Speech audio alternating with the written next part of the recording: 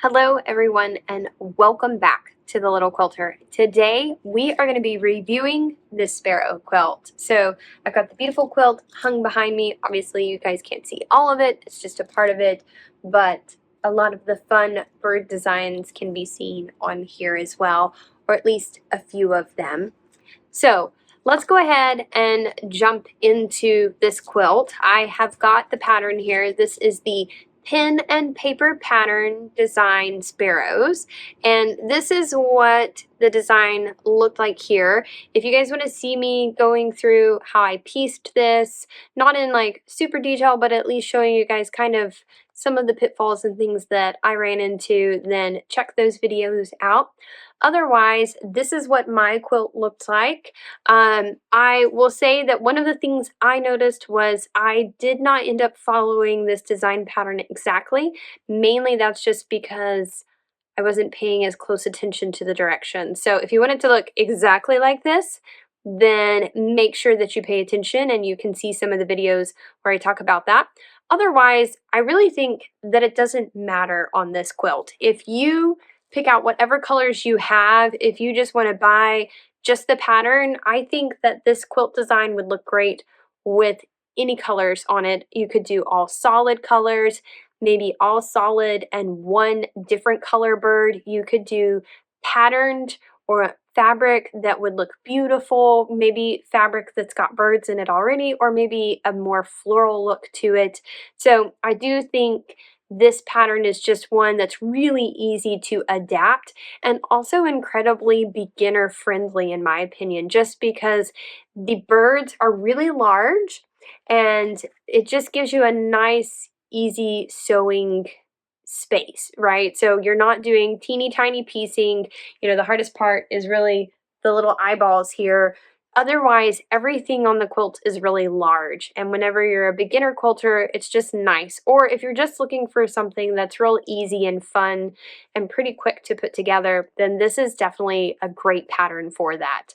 Now, this quilt is supposed to finish at 65.5 by 71. Mine finished at 64 by 69. So a little bit off on mine. I suspect that that is from the rows, but honestly, as long as you're consistently off, I know that sounds really weird to say, but if you are consistent with your quilting, then your quilt is going to end up square and it's going to look fine, and nobody is going to be looking up or taking a measuring stick out and measuring your quilt. So don't get too hung up on that kind of stuff. I love this quilt. I think it looks great, and it's not perfect, and that's totally okay. It's handmade, right? Okay, so now that we've got the pattern out of the way, let's talk about the quilting design on this quilt, because I do think that it's important to sort of discuss why I chose this. I mean, it's not that you can't choose something else, because you definitely could choose a ton of different patterns. And I think the nice part about this fabric and it being a solid color fabric is that you could really go pretty crazy with your quilting if you wanted to. And if you wanted to go really intricate, this is going to pop on this fabric because this isn't a patterned fabric.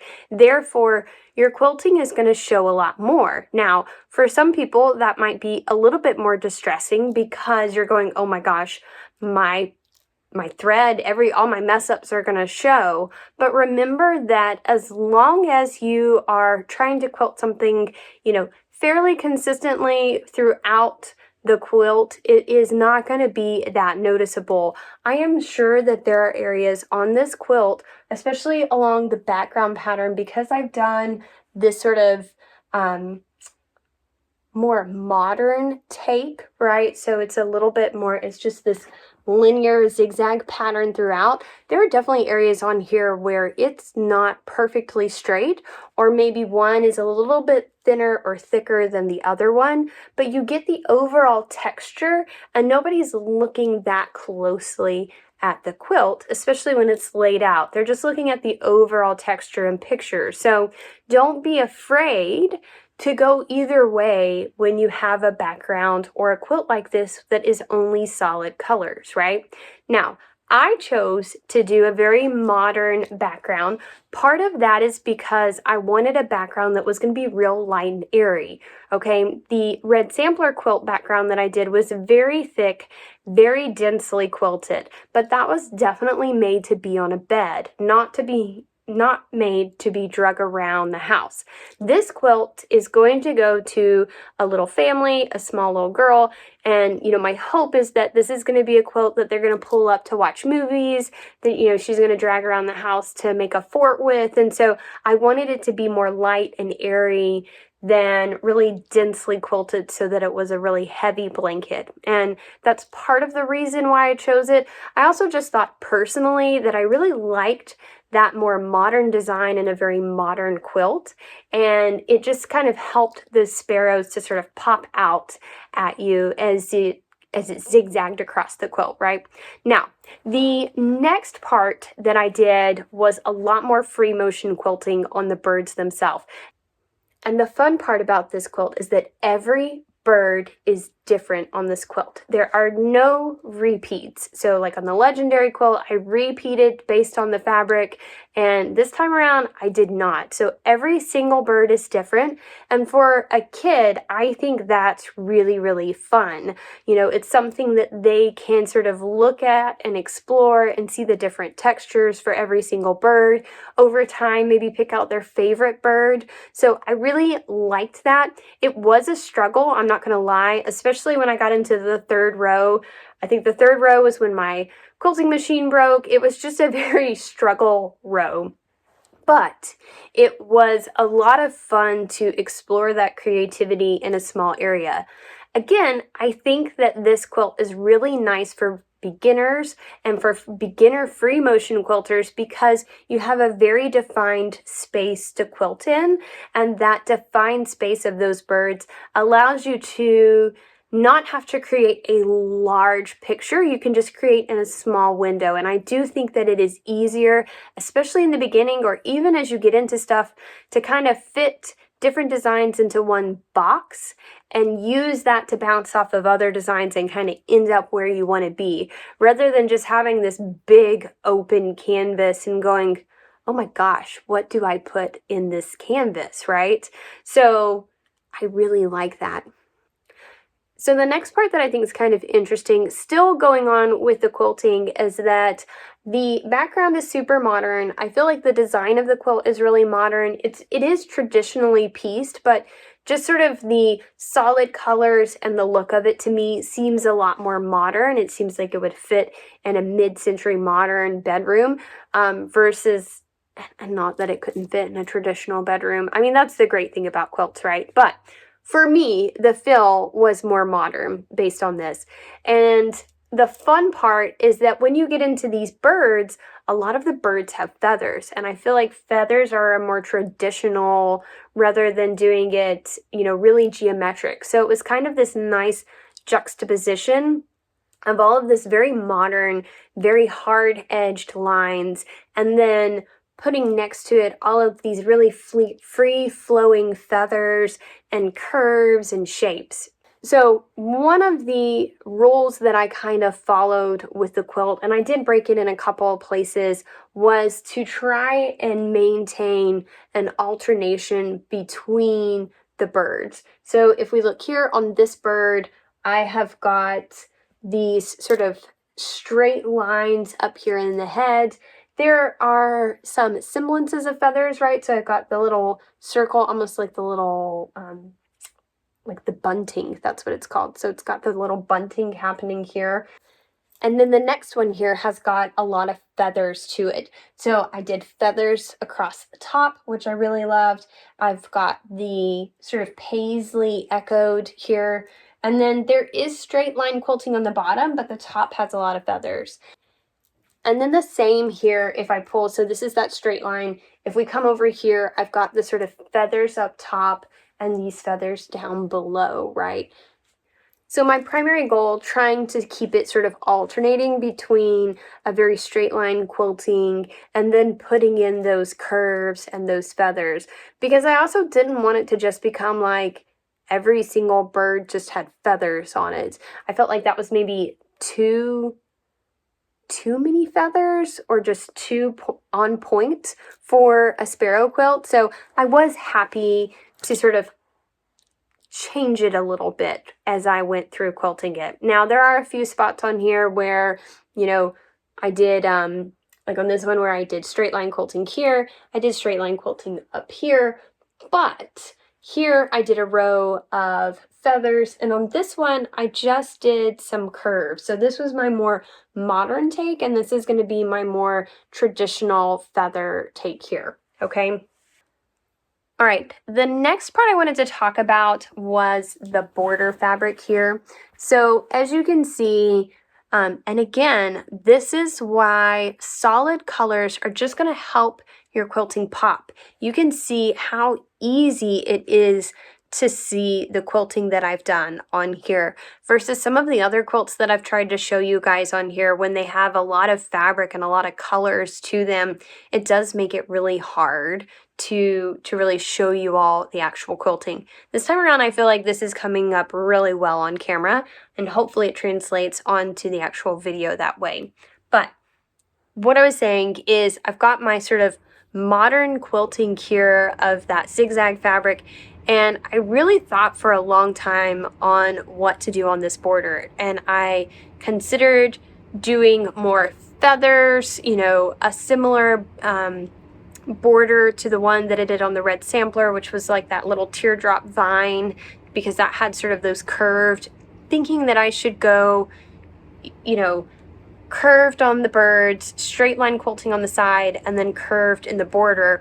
And I actually decided to kind of break that rule and make this border design just a tighter sort of replication of what was happening in the background. So I still have this zigzag pattern going on, alternating between them, but I just kept it a lot more tight, and I really like how it turned out. I feel like it's a nice sort of juxtaposition to the more open and gives it sort of that nice border that you really want in a quilt, and in like a picture frame, which I know I've said that before, that I feel like the border is like the picture frame of your quilt. And in this instance, because everything is so open, I think having this really tight border here actually works in its favor and looks really, really good.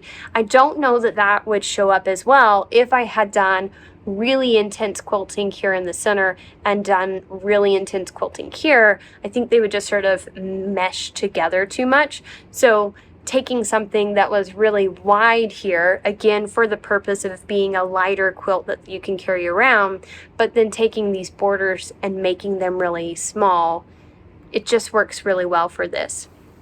The other thing I'll show you here is this is the background of the quilt, and I think I showed you guys when I was setting it up, but it turned out really, really nicely, and I think it works really well with kind of that more modern design with these little X's, if you can see. So I believe it's called a Navy X fabric, and it's not exactly spot on with the navy that is on the front of the quilt, but I think it works really well.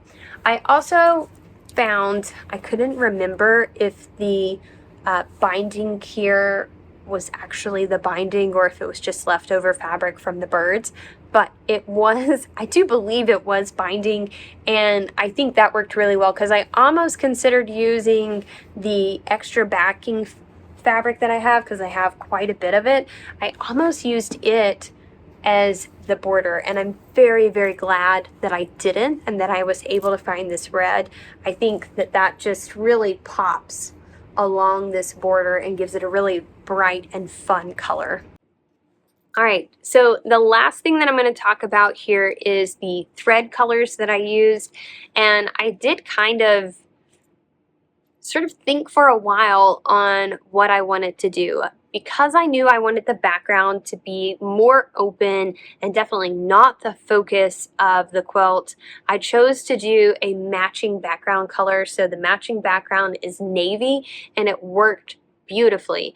However, I knew because there is no pattern to any of these, if I used a navy color on the birds, it would just be way too dark. So I did use a Glide Navy thread color. This is the color of it, and it worked beautifully. The other color that I ended up using for the birds, because I went back and forth between like doing a light blue color, a light gray color. I even looked at a light yellow color because of the red and the tans that are in there.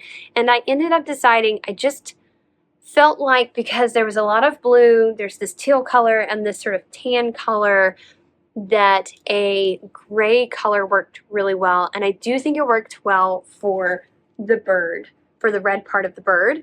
It does pop a little bit more when you're actually looking at the quilt and when you're close to it. But again, I think it pops in a good way, not in like a very distracting way, because it's not competing really with any background fabric or anything like that. It's just its own standalone thing. So overall, I feel like the star of the show in this quilt is going to be the birds itself. And the thread that I used for that is going to be the Glide Seagull, which is kind of cool because seagull is a bird and I used it on the birds. Just fun. I don't know. The other thing that I did consistently on the birds was to keep this tail pattern consistent throughout. So I would alternate between a stripe that was going horizontal, a vertical stripe, and a hooped, which may be here. So I have this sort of hooped edge to it. And I alternated between those in a consistent pattern just to give it a little bit of a ground and somewhere else that your eye could rest. I felt like if I went too crazy on all of the parts of the bird, it would be a little bit distracting. So I think having one part of the bird that was just consistent throughout worked really well.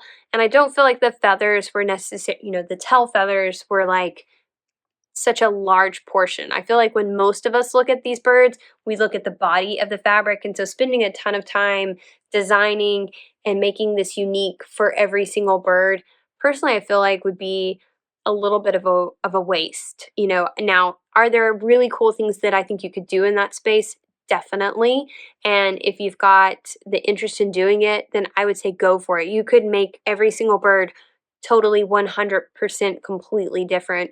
And I think it would look beautiful. But for my instance, I didn't want to spend a lot of time designing such a small part, and I wanted to keep something a little bit consistent throughout, because I do feel like having these consistent areas does allow your eye to rest a little bit.